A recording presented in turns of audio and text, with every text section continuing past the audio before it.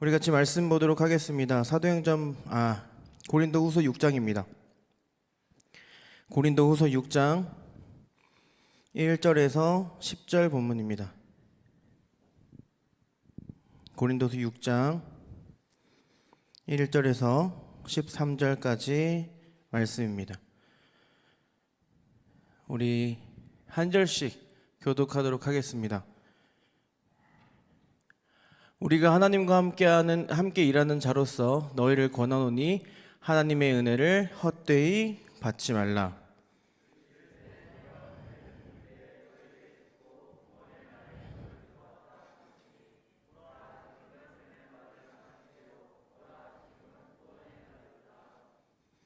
우리가 이 직분이 비방을 받지 않게 하려고 무엇에든지 아무에게도 거리끼지 않게 하고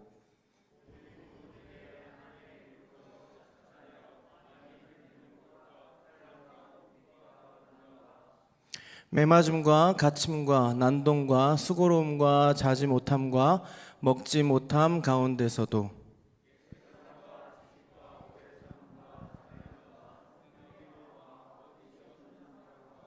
진리의 말씀과 하나님의 능력으로 의의 무기를 좌우에 가지고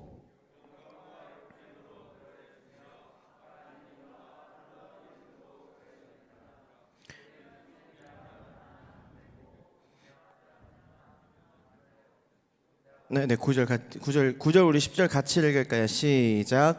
구명한 자 같으나 유명한 자요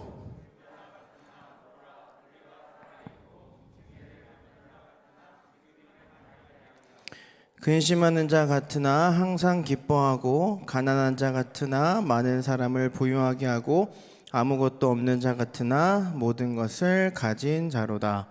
아멘. 우리 말씀 제목 같이 한번 읽어주시면 감사하겠습니다. 시작. 하나님의 백성이라는 제목으로 오늘 여러분들과 말씀을 나누려고 합니다. 여러분, 한 가지 간단한 질문하겠습니다. 하나님의 백성을 뜻하는 단어가 뭐가 있을까요? 시연아, 뭐가 있을까요? 뭐라고? 성도. 네, 시연이가 답을 말해줬습니다.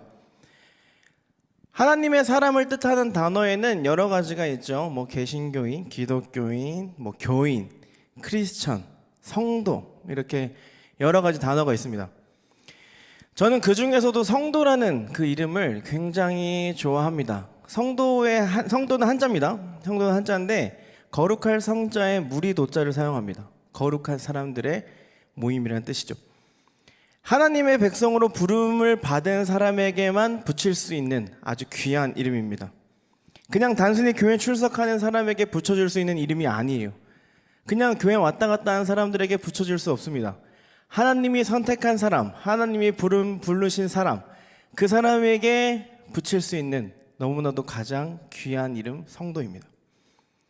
사랑하는 여러분은 참된 성도이십니까? 아멘이시죠? 여러분은 참된 성도님이시기를 주님의 이름으로 축복합니다. 여러분은 예수 그리스도로 인하여 새 생명을 얻으신 참된 성도님이시기를 주님의 이름으로 축복합니다. 여러분들은 예수님께 부름을 받은 줄 믿으십니까? 왜 자꾸 질문하면 아멘이 줄어들까요? 다시 한번 묻겠습니다. 여러분은 하나님의 백성임을 믿으십니까? 하나님이 부르신 줄 믿으십니까? 그 믿음대로 여러분들의 믿음을 지키기를 소망합니다. 자, 저는 청년들에게 이렇게 물어봅니다. 그래, 너네 구원 받는 거 알겠고 너네 천국 갈 거 알고 있어. 근데 그걸 어떻게 증명할 수 있을까?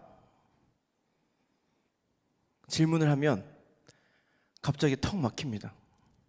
내가 구원을 받은 것 같긴 한데 뭐가 증거냐고 물어봤을 때 대답을 하기가 선뜻 쉽지 않아요.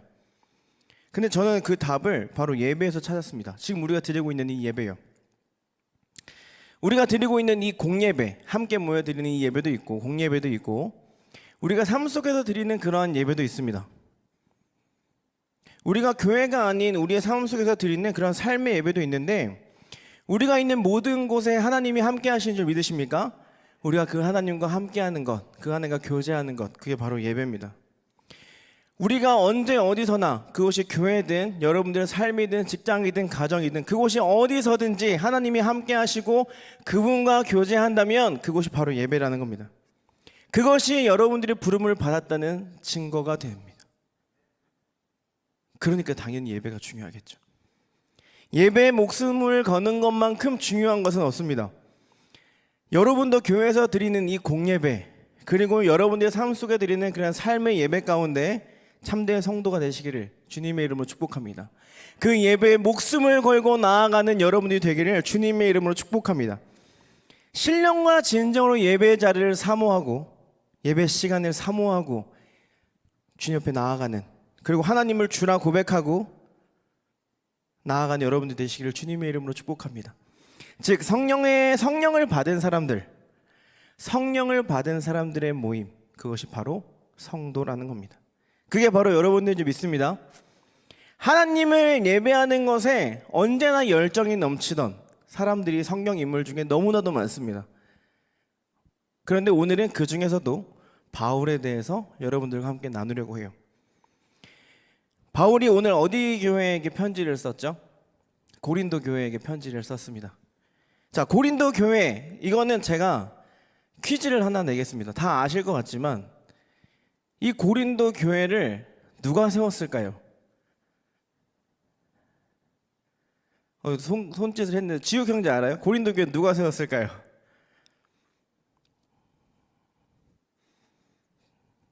때려 맞춰봐요. 누가 세웠을까요? 우리 아시는 분, 우리 현호쌤, 누가 세웠을까요? 모르겠어요? 네, 더 이상 질문하지 않겠습니다. 누구요? 아우, 좋아요. 바울이라고 합니다. 우리 박수 한번 줄까요? 네, 제가 지욱 형제한테는 제 카리스 한 잔 사도록 하겠습니다. 자, 고린도 교회를 세운 사람은 바로 바울입니다. 이 고린도 교회에 대해서 우리가 좀 더 알아야 오늘 본문을 좀 더 쉽게 볼 수 있을 것 같아요. 자, 고린도 교회 누가 세웠냐면은 바울이 세웠습니다. 바울이 그냥 전도하다가 여기 가서 세워야지, 여기 가서 교회를 만들어야겠다, 이렇게 가서 세운 게 아니라 정말 그 지역에 가서 1년이 넘는 시간 동안 피와 땀과 눈물을 흘리면서 기도하면서 세운 것이 바로 이 고린도 교회라고요. 가서 전도도 하고 사람을 돕기도 하고 기적을 행하기도 하고 예수의 능력으로 사람들에게 복음을 전하면서 세운 교회가 바로 이 고린도 교회였어요. 본인이 피땀 흘려 눈물을 흘리고 무릎으로 기도하며 세웠던 이 교회, 정말 많이 관심이 가겠죠. 너무나도 관심이 많이 갔을 것이고, 그곳을 떠나서 다른 곳에 선교 여행을 할 때에도 이 교회가 제대로 운영이 되고 있나, 이 교회 성도들이 제대로 신앙생활을 하고 있나 너무나도 궁금했을 겁니다. 그런데 항상 그런 고민을 하는 이유가 있죠. 문제가 있었기 때문이에요. 당시 고린도 교회는 여러 가지 문제가 있었습니다. 왜냐하면 고린도 교회는 이스라엘 지방에 있는 교회가 아니고 이방인들이 살고 있는 이방 지역의 교회예요. 문제가 있었던 이유는 바로 이겁니다. 그 교회 성도들 중에 유대인들의 문화를, 이스라엘의 문화를 제대로 이해한 사람은 없었어요. 단지 성령을 받아서 너무 그 뜨거움에 신앙생활을 했던 사람들의 모임이 바로 고린도 교회였습니다. 대부분 사람들이 이방인들로 이루어졌기 때문에 여러 가지 문제점이 생겼어요. 외부에서는 너네가 왜 이방신을 섬기냐라는 핍박을 받기도 했고, 내부적으로는 우상에 대한 문제, 혼인에 관한 문제, 여러 가지 문제들 때문에 시끄러웠습니다. 이들의 미성숙한 신앙 때문에. 자, 그 중에서도 이들의 큰 문제 중에 하나는 뭐였냐면 바로 이 사도들의 자질에 대해서 의심을 가지고 있었다는 거예요. 자, 사도가 누굴까요? 사도는 제자들이 마가의 다락방에서 성령을 받아서 하나님의 복음을 전하기 위해서 보냄을 받은 사람들을 바로 사도라고 말합니다. 즉 오늘날로 이야기하면 복음을 전한 사람이라고 표현을 할 수 있겠죠. 제자들이 성령을 받아서 사도가 됐습니다. 바로 오늘의 본문 주인공인 바울도 바로 사도였습니다. 그런데 고린도 교회 성도들이 봤을 때, 이 고린도 교회 성도들이 봤을 때 이 사도 바울이 너무나 형편없던 거예요. 하나님의 일을 하는 사람이면 옷도 잘 입고 멀끔해야 되고 잘 먹고 잘 살아야 하는데, 왜냐? 그게 보통 지도자들의 모습이잖아요. 본인들의 지도자의 모습은 그랬는데 정작 지도자라고 알고 있는 이 사도 바울의 모습은 너무나도 형편이 없었다는 거죠. 왜 저렇게 구질구질하게 살아야 하는지 몰랐어요. 그래서 정말 사도가 맞는지 의구심이 들었습니다. 마치 오늘날 사람들이 조롱하는 소리랑 비슷해요. 너가 예수 믿으면 잘 살아야지. 제 친척들 중에 예수님 믿지 않는 분들이 굉장히 많습니다.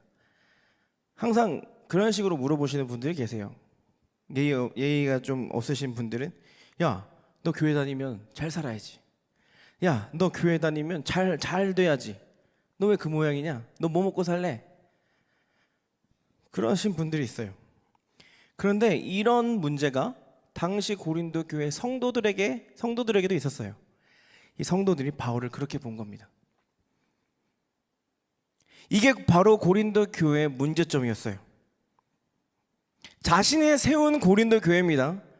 자신이 피땀 흘려서 눈물을 흘리고 기도를 해와서 세웠던 이 고린도 교회가 자신이 복음을 전하고 그 복음을 통해 은혜를 받았다고 하는 그 성도들이 자신을 리더로 인정하지 않는 모습을 듣게 되는 거죠.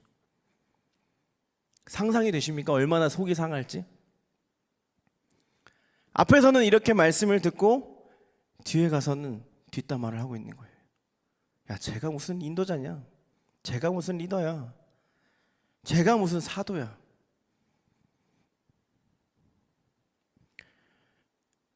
그런데도 불구하고 바울은 다시 한 번 더 고린도 교회에 편지를 씁니다. 얼마나 마음이 아팠을까요? 그런데도 불구하고 저주하지 않고 다시 한 번 더 편지를 쓰는데요.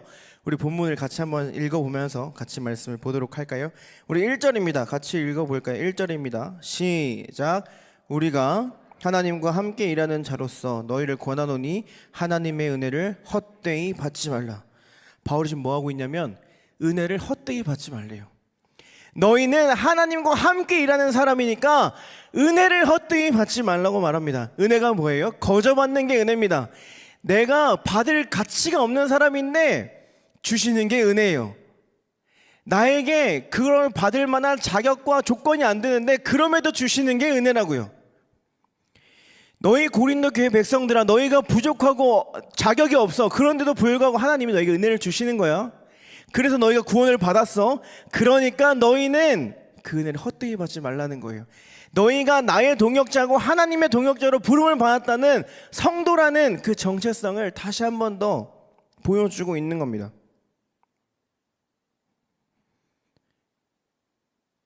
하나님의 성령을 받아 복음의 전함을 위해 부름받은 성도라고 말하고 있는 거예요. 사랑하는 여러분, 여러분들 은혜를 헛되이 받지 않기를 주님의 이름으로 축복합니다. 여러분은 하나님과 함께 일하는 사람입니다. 여러분은 하나님과 함께 동역하는 사람이에요. 여기 있는 저 같은 전도사나 목사님이나 사역자들, 선교사님이나 사역자들만 주님과 함께 동행하는 게 아니고요. 여러분들이 하나님과 동행하는 사람들입니다. 그 사람들이 바로 성도입니다. 제가 중고등부 친구들에게 항상 하는 말이 있어요. 이 자리에 앉아 계신 성도 여러분들에게도 다시 한번 더 부탁하겠습니다. 사랑하는 성도 여러분, 우리는 성도예요. 사역자들만 그렇게 살아가는 게 아니라 예수의 영을 품으신 여러분, 성령을 받은 여러분들은 바로 하나님의 성도라고 불러주셨습니다.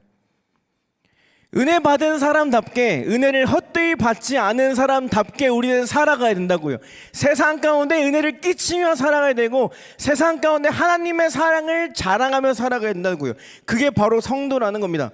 그냥 주일에만 와서 예배 드리고 주일날만 열심히 기도하고 찬양하고 돌아가고 주중에는 예수님이 없는 것처럼 살아가는 것이 아니라 여러분들의 모든 호흡이 예배가 되고 여러분들의 모든 호흡이 하나님을 향한 사랑의 고백이 되어야 하는 줄 믿습니다. 진정한 세상의 빛과 소금의 역할을 감당하는 성도님들이 되시기를 주님의 이름으로 축복합니다. 왜냐하면 2절 마지막 이렇게 말합니다. 보라, 지금은 은혜 받을 만한 때요. 보라, 지금은 구원의 날이로다. 아멘. 지금은 구원의 날입니다. 여러분들이 지금 있는 이 자리는 구원의 날입니다. 하나님이 주신 구원의 선물이 지금 이 자리에 있는 줄 믿습니다. 여러분들의 그 은혜 받은 은혜 받게 살아가는 여러분이 되기를 주님의 이름으로 축복합니다. 다음 구절 우리 3절 같이 한번 읽어볼까요? 3절입니다. 시작. 우리가 이 직분이 비방을 받지 않게 하려고 무엇에든지 아무에게도 거리끼지 않게 하고. 아멘. 우리 3절 앞에 펜 있으신 분은 밑줄을 그어봤으면 좋겠어요. 우리는 성도의 직분이 뭐냐면 비방을 받지 않도록 하는 거예요. 그것은 예수님의 이름을 욕먹게 하는 행위이기 때문에 우리는 비방을 받으면 안 됩니다. 내가 욕먹는 것은 나의 주인 되신 하나님이 욕을 먹는 거예요. 하나님의 영광의 먹칠을 누가 하냐면 내가 하는 겁니다. 우리는 아까도 얘기했지만 우리는 예수님의 영광, 하나님의 나라를 자랑해야 되는 사람인 거예요. 세상 가운데 나타내야 하는 사람들입니다. 우리는 세상에 예수의 빛을 나타내야 되는 사람이에요. 그게 제자의 삶이고 성도의 삶입니다. 그런데 세상 속에 살아가는 우리가 남을 속이고 남에게 질투하고 남을 해치고 본이 되지 않는 모습을 보인다면 그것은 예수의 영광을 가리는 행동이 됩니다. 사랑하는 여러분, 다시 한 번 더 성도로 살아가시기를 주님의 이름으로 축복합니다. 우리 4절에서 8절입니다. 같이 좀 긴데 우리 한 목소리로 우리 8절 중간까지 읽을 겁니다. 같이 읽습니다. 4절부터 시작. 오직 모든 일에 하나님의 일꾼으로 자천하여 많이 견디는 것과 환난과 궁핍과 고난과 매맞음과 갇힘과 난동과 수고로움과 자지 못함과 먹지 못함 가운데서도 깨끗함과 지식과 오래 참음과 자비함과 성령의 감화와 거짓이 없는 사랑과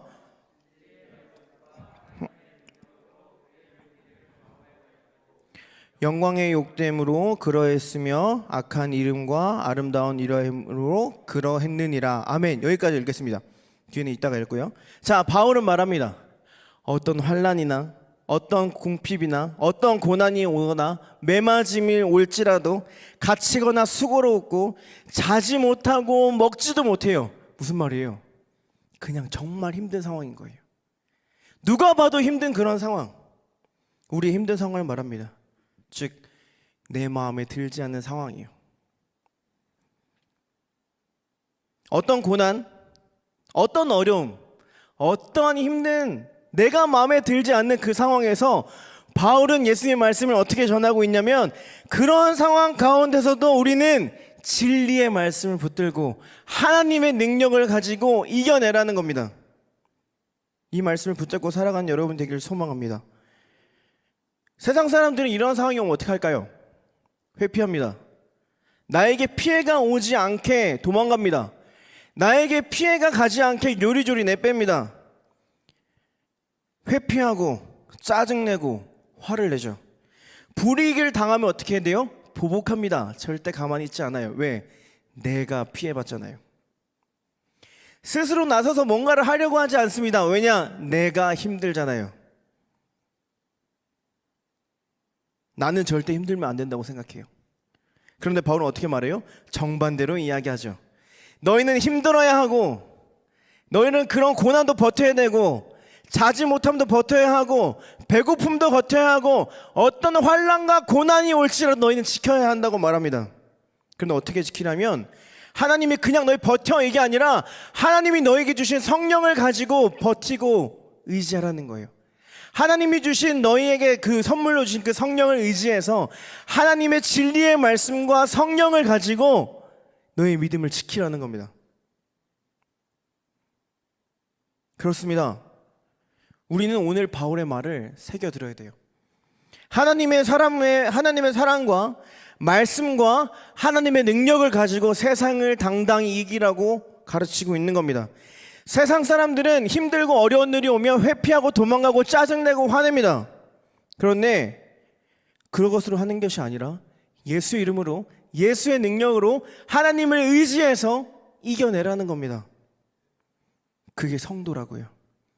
그렇게 살아가는 여러분들이 되시기를 주님의 이름으로 축복합니다. 예수의 이름에 능력이 있는 줄 믿습니다. 진리의 말씀이 능력이 있는 줄 믿습니다. 그 이름을 믿고 따르는 것, 그게 바로 성도라고요. 자, 그 다음 바울의 아름다운 가르침이 나오는데 전 이 구절이 너무 좋더라고요. 우리 8절 아까 우리 읽은 데부터 10절까지 다시 한 번 더 읽어보도록 할까요? 시작. 우리는 속이는 자 같으나 참되고 무명한 자 같으나 유명한 자요, 죽은 자 같으나 보라 우리가 살아있고 징계를 받는 자 같으나 죽임을 당하지 아니하고 근심하는 자 같으나 항상 기뻐하고 가난한 자 같으나 많은 사람을 부유하게 하고 아무것도 없는 자 같으나 모든 것을 가진 자로다. 아멘. 저는 이 모든 것 가운데다 이걸 넣고 싶었어요. 이미 우리는 성령으로 이미 모든 것을 가졌다고요. 한마디로 요약하면 우리는 모든 것을 가진 사람이라고요. 성도는 모든 것을 가진 사람이에요. 우리는 이미 예수로 인하여 성령으로 인하여 모든 것을 가졌다는 거예요. 속이는 자 같지만 복음이라는 참됨을 전하고 참 진리를 전하고 이름이 없는 것 같지만 가장 높으신 이름 예수 그리스도 이름을 가진 사람이라는 겁니다. 속이는 자 같지만 이름이 없는 것 같지만 우리는 예수 이름으로 승리하는 사람들이라고요. 죽은 것 같지만 우리는 영원한 삶을 살 수 있죠. 근심하는 것 같지만 우린 예수님을 항상 기쁩니다. 가난한 것 같지만 세상을 부유하게 해요. 무슨 말이에요? 다시 한번 요약하면 우린 예수 안에서 모든 것을 가진 사람이라고요. 저희 장모님이 항상 이런 말 하세요. 최서방, 우리 최종사님, 우리는 예수님 안에서 부자입니다. 저한테 항상 이런 얘기를 하세요. 사랑하는 여러분, 우린 이미 예수님 안에서 부자입니다. 왜냐하면 이미 우리는 모든 것을 가진 자이기 때문입니다. 성도는 나 중심으로 살아가지 않습니다. 성도는 예수 중심으로 세상을 섬기는 사람, 그것이 바로 성도라고요. 세상에 영향력을 끼치는 사람, 그 사람이 바로 성도입니다. 그게 바로 오늘 바울의 고백이에요. 사랑하는 여러분, 이 바울의 편지 내용을 가지고 여러분들의 삶을 한번 거울 삼아 봤으면 좋겠어요. 우리 어떻게 살고 있습니까? 이것이 부족하다고 불평하고 있지는 않습니까? 이것이 나에게 뭔가 대접을 안 해준다는 이유로 불평하고 있지는 않습니까? 이것이 부족하고 저것이 부족하고 내가 필요할 때 거짓말하고 내가 욕심 부리고 싶은 거에 마음껏 욕심 부리고 그러고 살고 있지는 않냐는 겁니다. 매일 근심과 걱정 속에 살고 계시지 않습니까? 성도는 근심 속에 기뻐해야 하는데 말이죠. 세상 사람들과 똑같은 모습으로 살고 계시지 않습니까? 저한테 하는 질문입니다. 세상에 예수의 이름으로 본이 되는 모습으로 살아가고 계십니까?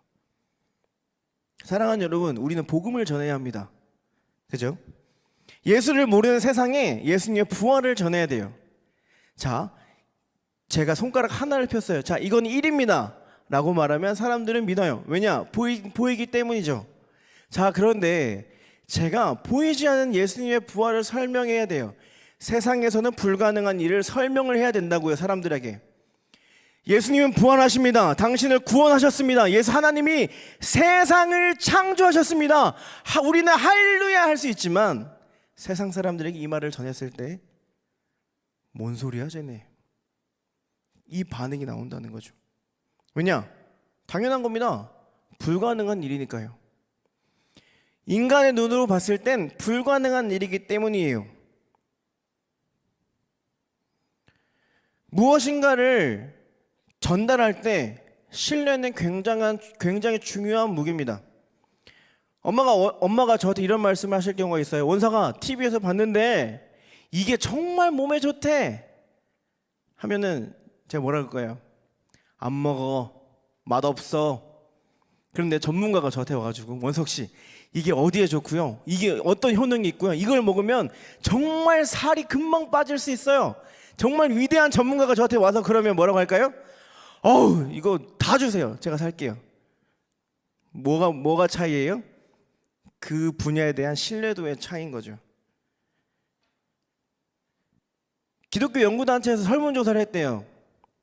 올해 실시했습니다. 코로나 이후에. 코로나 지금 한창 있는 지금 올해 상반기에 교회를 다니지 않는 사람 1000명을 대상으로 물어봤다고 합니다. 당신은 교회를 얼마나 신뢰하십니까? 몇 프로 나왔을까요? 7% 나왔답니다. 저는 이 연구 조사를 보고 이거 교회 단체에서 만든 거 아닌 거 아니야? 다른 단체에서 만든 거 아닐까 했는데 교회 단체에서 만들었다고 하더라고요. 무슨 말일까요? 사람들이 교회를 신뢰하지 않는다는 이야기입니다. 아까 제가 신뢰도 이야기했죠. 우리가 복음을 전해야 될 사람이 저를 믿지 않아요. 그 사람들에게 우리는 복음을 전해야 한다고요. 우리가 과연 복음을 전할 수 있을까요? 코로나19가 전 세계를 덮친 지 1년이 지났습니다. 그 속에서 비난의 집중 포화가 어디로 향하고 있어요? 한국에서? 교회로 향하고 있습니다. 교회 확진자 수 중에 저희 많이 찾아봤습니다. 교회에서 나온 사람이 몇 프로일까요? 전체 중에 교회에서 나온 거 10%. 그래서 그 사람들이 또 물어봤어요. 당신이 생각하기에 교회에서 몇 프로의 확진자가 나왔을 것 같습니까? 했더니 50%가 나왔어요. 실제 교회에서 확진자가 나온 수보다 훨씬 많은 사람들이 다 교회가 문제야, 다 교회가 잘못했어, 교회가 코로나 원상지야, 이렇게 이야기합니다. 무슨 소리일까요? 그게 교회의 이미지인 거예요. 언론이 그렇게 부추기는 경우도 있겠지만, 물론 그게 엄청 크겠지만, 그것 때문에 사람들의 1차적으로 교회를 보는 모습이 너희들은 코로나의 원상지야, 아닌데 그렇게 말을 합니다. 사랑하는 여러분, 어떻게 해야 될까요? 세상 사람들이 저희를 신뢰하지 않는데요, 어떻게 해야 될까요? 그들을 저주해야 할까요? 아니면 그들을 설득시켜야 할까요? 아니면 그들에게 돈을 줘야 할까요? 그들에게 뭐 좋은 걸 줘야 할까요? 아니요. 오늘 본문으로 돌아가면 됩니다. 초대교회 백성들처럼 돌아가면 됩니다. 저 사람들이 아무리 우리를 비난할지라도 저 사람은 복음을 들어야 할 사람이지 저주받아야 할 사람이 아니라는 거예요. 우리는 이 상황에서 화를 내고 저주하는 것이 아니라 우리가 해야 할 본분을 다하면 됩니다. 우린 누구라고요? 성도입니다. 4절 5절에 보면 고난, 매맞음, 환난, 수고 속에도 우리는 6절 7절 성령님을 의지해서 사랑과 말씀과 하나님의 능력으로 하나님의 영광을 나타내야 되는 사람들이라는 거죠. 왜요? 10절 우리는 이미 모든 것을 가진 자이기 때문입니다. 우리는 예수의 피로 구원받은 사람들이기 때문입니다. 우리는 예수의 영을 품고 사는 사람들이기 때문입니다. 사랑하는 여러분, 우리는 성도입니다. 하나님이 우리를 성도라고 불러주셨습니다. 여러분은 성도예요. 우리 옆 사람이 한번 축복할까요? 당신은 성도입니다. 여러분은 성도입니다. 하나님의 부름을 받은 성도답게 세상을 살아가는 우리 모든 성장교회 성도님 되시기를 주님의 이름으로 축복합니다. 말씀을 마치도록 하겠습니다. 사랑하는 성도 여러분, 예수의 부름을 받아 하나님의 예정하심에 따라 예수의 피로 구원받은 여러분, 은혜를 잃어버리는 순간 우리의 불평과 불만이 쏟아져 나올 겁니다. 은혜를 잊어버리는 순간 내 삶은 내 중심이 되어버릴 겁니다. 그때 우리는 성도가 아닌 일반인과 별다른 삶을 다르지 않을 겁니다. 사랑하는 여러분, 고린도 교회 성도들은 일반인처럼 사도였던 바울에게 스펙을 요구합니다. 이력서를 요구하고 자기소개서를 요구합니다. 너가 그러고도 무슨 사도냐? 너가 무슨 사도 자격이 있냐? 너가 그러고도 무슨 하나님의 사람이냐? 말합니다. 세상과 구별되지 않는 모습으로. 하지만 성도는 구별되어야 됩니다. 성도는 달라야 합니다. 성도는 내 중심의 삶이 아니라 하나님 중심의 삶을 살아야 한다는 겁니다. 성도라는 이름은 죄인이었던 우리가 그런 우리에게 주어진 새로운 정체성이라고요. 예수가 우리에게 부어주신 새로운 정체성이 바로 성도입니다. 새로운 이름이 바로 성도예요. 우리가 새로워져야 한다고요. 일반인과는 달라야 한다고요. 우리 이 말씀 같이 읽고 말씀 마쳤으면 좋겠습니다. 사도행전 20장 24절입니다. 우리 큰 목소리로 읽어주시면 감사하겠습니다. 시작. 내가 달려갈 길과 주 예수께 받은 사명 곧 하나님의 은혜의 복음을 증언하는 일을 마치려 하면은 나의 생명조차 조금도 귀한 것으로 여기지 아니하노라. 다시 한 번 더요. 나의 생명조차 귀한 것으로 여기지 아니하노라. 아멘. 사도들은 성도에게 이렇게 가르쳤습니다. 복음을 증언한 일을 마치려고 할 때는 너의 생명조차 귀한 것으로 여기지 아니하면 안 돼. 너의 생명보다 귀하신 분이 너를 위해 죽으셨어. 너는 복음을 전하는 일에 모든 것을 바쳐야 해. 사랑하는 성도 여러분, 다시 한번 질문하겠습니다. 여러분은 여러분들의 삶을 중엽에 내어드릴 준비가 되셨습니까? 진정한 성도로 부르심을 받은 여러분, 하나님이 여러분들의 이름을 죄인에서 성도라 불러주셨어요. 여러분들을 죄인에서 성도라는 새 이름, 새 정체성을 부어줬습니다. 준비되셨습니까? 이제 우리는 그렇게 살아내야 합니다. 세상에서 사람들이 우리를 신뢰하건 말건 그 사람들의 반응에 신경 쓰는 것이 아니라 우리는 그 사람들을 품어야 돼요. 그 사람들 예수의 사랑으로 품고 그 사람들에게 전하는 겁니다. 예수님이 당신을 사랑하시고 당신을 위해 죽으셨고 당신을 위해서 부활하셨고 다시 이 땅 가운데 오실 겁니다. 그 역할이 우리의 역할이고 그 통로가 우리 입술이라는 겁니다. 이제는 내어드릴 때입니다. 이제는 초대교회 성도들의 삶으로 돌아가야 합니다. 말씀과 믿음으로 회복해야 됩니다. 여기 나와 있는 것처럼 성령과 기도로 회복해야 합니다. 그게 우리가 해야 할 일입니다. 초대교회 성도들은 그 믿음을 지켰어요. 어떠한 환난이나 수고와 고통 속에서도 그 믿음을 지켰습니다. 타협하지 않고 하나님의 영광을 위해 그 믿음을 지켰습니다. 사랑하는 성도 여러분, 믿음을 지킵시다. 하나님의 영광을 위해 그 믿음을 지킵시다. 그 믿음을 지키는 그 경주의 끝에 하나님이 반드시 여러분들을 수고했다 칭찬하실 줄 믿습니다. 그때 진정한 회복이 우리 마음과 우리 삶 가운데 일어날 줄 믿습니다.